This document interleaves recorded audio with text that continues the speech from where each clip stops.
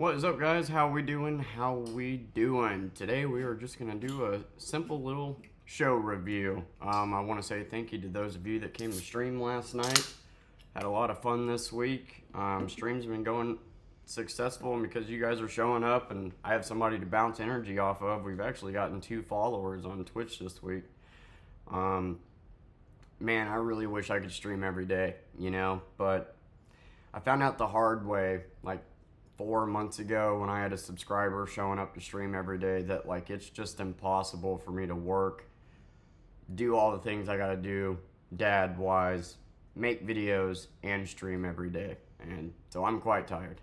But it means the world to me that you guys are willing to show up, and I'm not saying I'm not going to stream. It's just gonna have to be on the weekends. It's gonna have to be 2 days a week. This week has been a interesting week trying to figure out what the hell I'm going to do work-wise. So this isn't the norm where I've streamed the last 4 nights. It'll usually be 2 nights a week.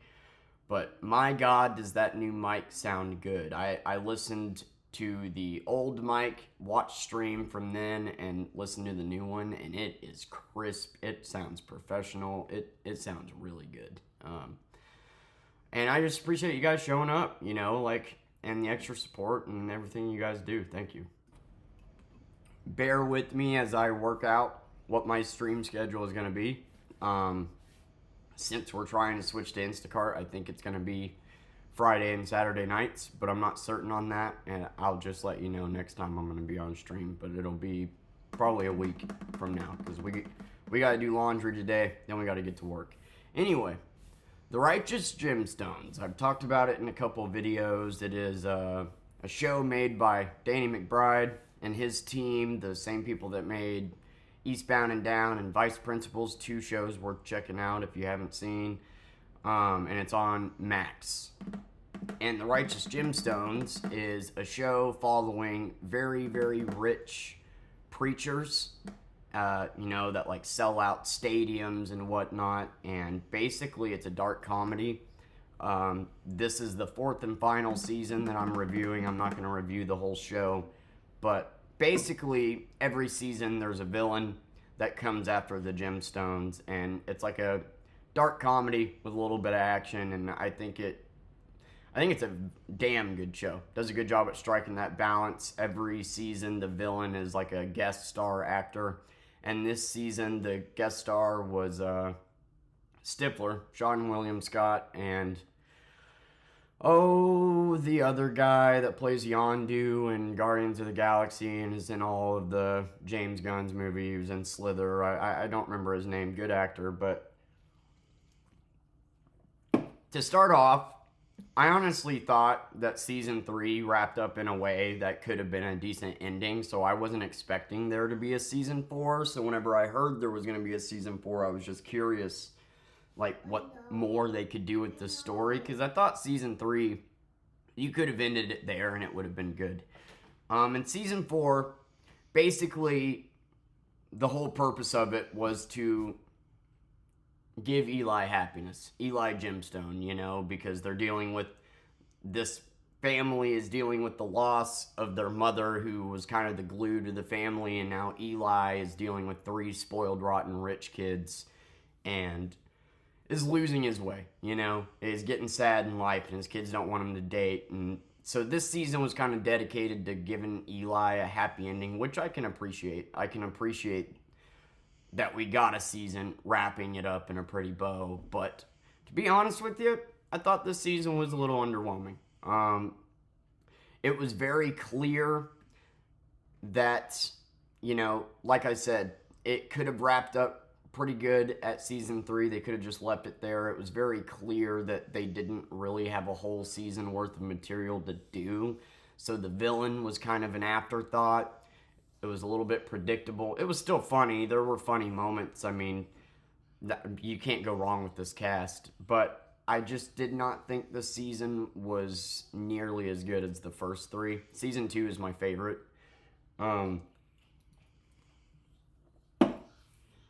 Yeah.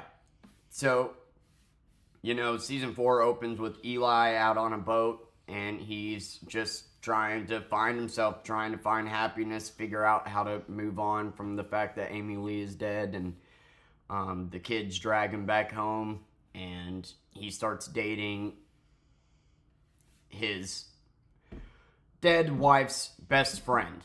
And basically the season is exploring that, and the kids are very unhappy with him for doing so, and because they're selfish little brats. And yeah, it's exploring that, and the villain of the season is her ex-husband and her son, which I called. The son was supposed to be a twist, and yeah, I called it. I called exactly how it was going to go. But usually in the season, like, the villain is very prominent from like the first episode to the end. And the villain really wasn't introduced till like episode 6, and then we solved it by episode 8, and then I knew episode 9 was going to be Sean William Scott probably turning bad, and figured that he helped his dad out commit the murders of the exes and whatnot. So it was predictable in that way. So like, it was just kind of a filler season. You know, there not a whole lot happened. It was really just a season dedicated to giving Eli a happy ending, and that's why the last shot of the show is Eli with a big smile on his face. That's the point of this season, is to give Eli the happy send-off that he deserves. And for the kids to come together to learn to let go. And yeah, I think the show does a decent job exploring that. I just 100% think this season was unnecessary. I think if you watch up to season 3 and just don't watch season 4, I think it would have the same impactful ending, because at the end of season 3, it kind of ends the same way. Everything, all the loose ends are kind of tied up, and the final shot is, once again, Eli just looking at his family proud. And so, to me, this season was unnecessary, and you could see that in the writing. A lot of the reappearing characters that were Jesse's friends didn't show up in this season, and yeah, kind of underwhelming. The jokes were very hit or miss. When I think the first 3 seasons, the jokes landed a lot more. They focused a lot on the vulgarity of the jokes. Like the first, I think the first episode opens with baby Billy and his dick out, and the first episode is set in the 1900s, which is what I mean by they didn't have enough to flesh out. Like, literally one episode isn't even set in this time frame, which is fine, but like, it really didn't tie into the rest of the season much. You can tell they were just doing their best to stretch as much as they could into a season. Like, just, it's a funny, creative team.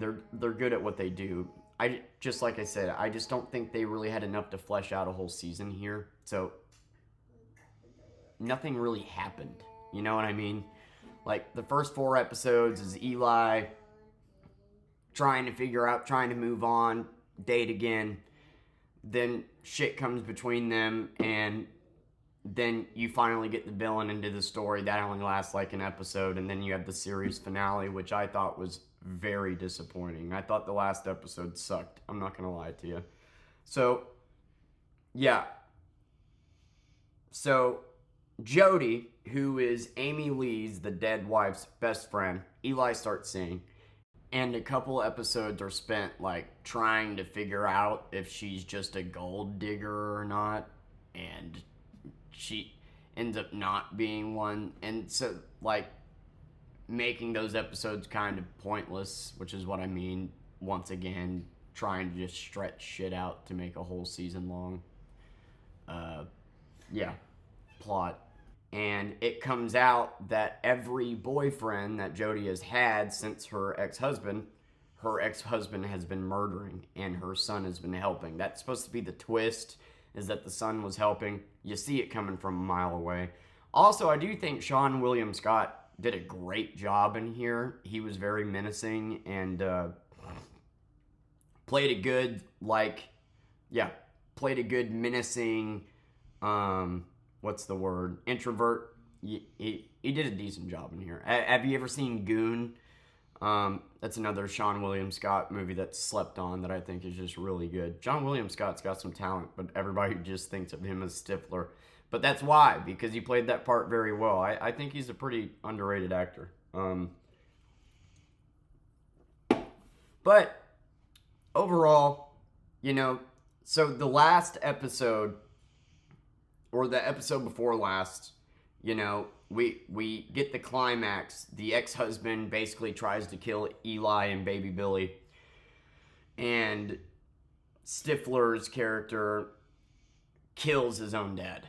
Feeds him to a gator because his dad runs a gator park. And the last episode, since there's one more episode, some shit's going to go down. And sure enough, it's Sean William Scott's character dealing with the fact that he just killed his dad and revealing that he was a monster. And I just think this episode was poorly written. So they go to the lake house. This is the series finale, right? Like, this is the end of the show. A damn good show. And I don't think this season takes away from the show or makes the show worse. I just think it was an unnecessary season. And I think if you binge watch all of the seasons in a row, you'll probably feel the same way. What was I about to say? Yeah, so the last episode, they're worried about Sean William Scott's character, and I'm just going to call him Stifler, that's shorter. Stifler's character and his mental health, because he's not doing good after killing his daddy, obviously, who would be. And they invite him out to the lake house, and Adam Devine's character finds a gun and the gold Bible, which the season opens back in the 1800s, early 1900s, with Bradley Cooper and him getting this gold Bible and basically pretending to be a priest when really he's a con man, which metaphorically is speaking for how the Gemstones just are generation to generation. But it really didn't, that first episode really didn't tie into the season as much as I thought it would. The gold Bible was the main point of that first season. And in the first episode, we get a scene where Adam Devine's character, as a little boy, he's alone at the house. Somebody breaks into the house, steals the gold Bible that's been in the family since the early 1900s. And, that person finds him hidden under the bed and doesn't do anything. And it flashes back to that scene a lot in the show, and then it's later revealed that the person who did that was, Jody's ex-husband, and the son covered for him when he did that, and then that's when their little crime spree began. What pisses me off about that is in the last episode, they've showed that scene 3 times of Adam Devine's character as a little boy hiding under the bed. And so now they're in the same house, and he's acting like he's going to hide under the bed again, and then he hides behind the curtain just to yell out and then get shot. See, they all get shot. All the kids get shot in the last one, which is crazy because none of them have really gotten injured or hurt before. It's always been Eli's whose life was targeted in all these seasons. And so this was a big deal. Judy, Jesse, and Kelvin all got shot. And it was supposed to be a jaw-dropping moment. Holy shit. are the kids actually going to die here? Is that how the show's going to end? But then they just turned it into a joke. And then, they end up shooting Stifler's character. And they say a prayer with him as he's dying, and the prayer coincides with what they're dealing with traumatically and having to let go of the fact that their mother isn't theirs. And it's just, I just didn't like it. I didn't like the way the scene was written, the way the setup was. You know, Adam Devine discovers Stifler's bag that has a gun and the gold Bible in it, and he takes the gold Bible but leaves the gun and goes down and tells Jesse and Judy, like, that's so dumb. And these characters are spoiled and dumb, so that's believable to me, but like, why wouldn't you grab the gun and then go down there and tell them, hey, he's got the gold Bible, instead of grabbing the gold Bible and leaving the gun? Also, I don't really understand why Stifler, after that, he comes down and he tells the story and he's like, yeah, so, you know, ever since that divorce, ever since that night that I covered for my dad, I've helped him basically kill Jody's exes or my mom's exes, his mom's exes, and he tells them all this, and he's like, you're not going to tell on me, are you? And then there's no implication to Stifler's character that they're going to tell on him. In fact, they turn around to go back into the house because they're so worried that he's going to go in there and shoot himself because of how, like, depressed he is. And then all of a sudden he just starts firing at them. I don't understand that. Like, if he was gonna do that, why wouldn't he have just came outside and started firing at them? Like, that means that the entire scene where he tells them about helping his father was just an exposition dump. But it just doesn't make any sense that he wouldn't have came out firing, would have came out, calmly told them everything he did, and then started firing at them, you know what I mean? And then they start firing at them, they're all shot. Kelvin gets shot right here, Judy gets shot right here, and Jesse gets shot like right here in the leg, and like no consequences. No, like this was like a serious jaw-dropping moment, and then they just killed it with the comedy, and then they shot Stifler's character in the head, and then said a prayer for him, and it's like, dude, you're like, I get that they're being big and they're saying a prayer for this guy even though he doesn't deserve it and whatever, but just that whole scene, I get what it's trying to do, but they made it too comical. To see 3 people shot and none of them were even close to fatal wounds is just so cartoonishly unbelievable that, like, I don't know. I didn't like that. You might as well have not had them be shot and just, you could have taken that entire scene out of them being shot and just made it like a home invasion where Stifler is trying to shoot them and then they end up shooting him, because them getting shot carried no weight and was only meant to be for like a shock factor and then instantly led into jokes, so it had no impact at all. And like I said, that reoccurring scene of Adam Devine being under the bed and whatnot, like, you're thinking this is going to be his moment of triumph because he's reliving this moment.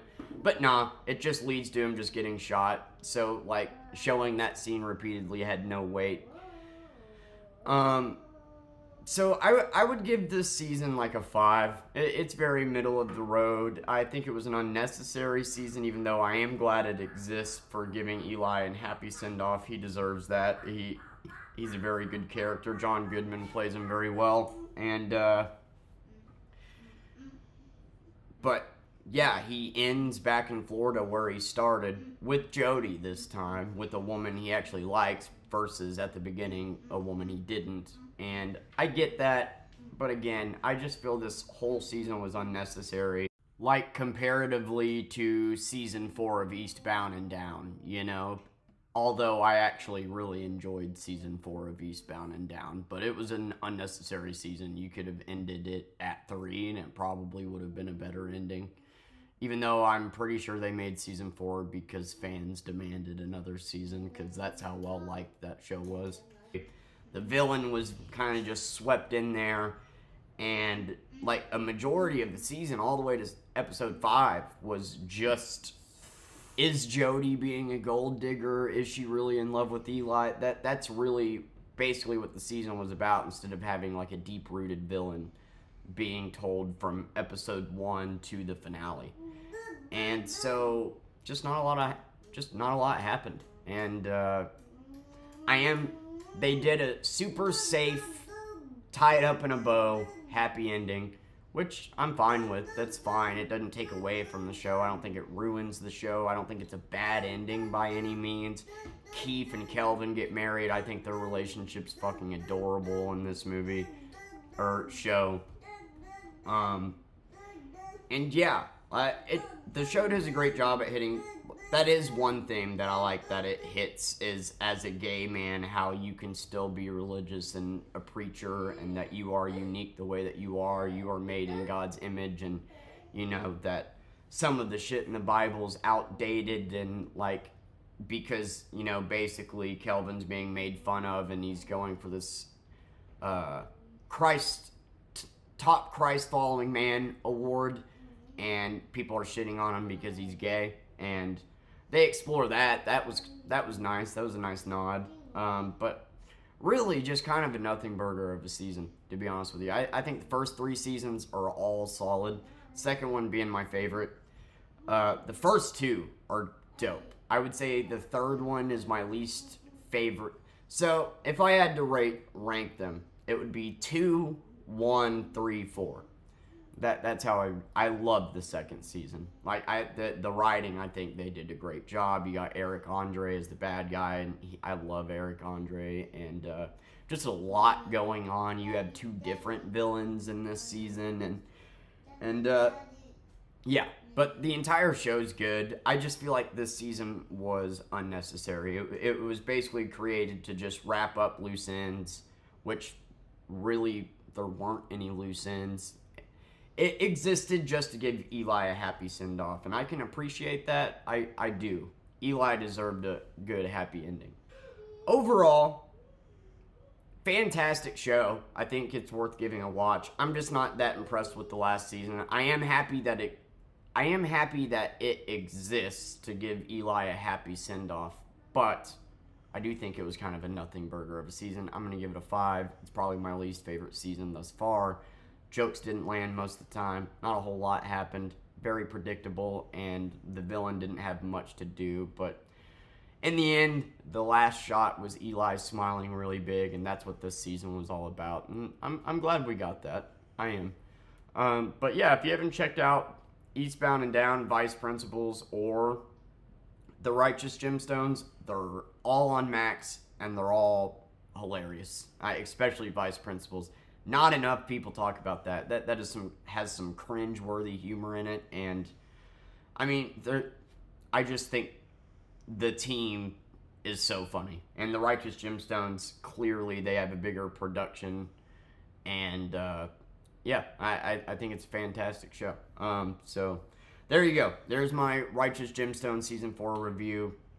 Middle of the road. Could have done without it, honestly. I'm glad it exists because it gave Eli a happy send-off. But, yeah, as far as an actual cohesive season goes, it's got nothing on the first 3, I think. So, anyway, thank you for watching. I will see you guys tomorrow. Love you. Bye.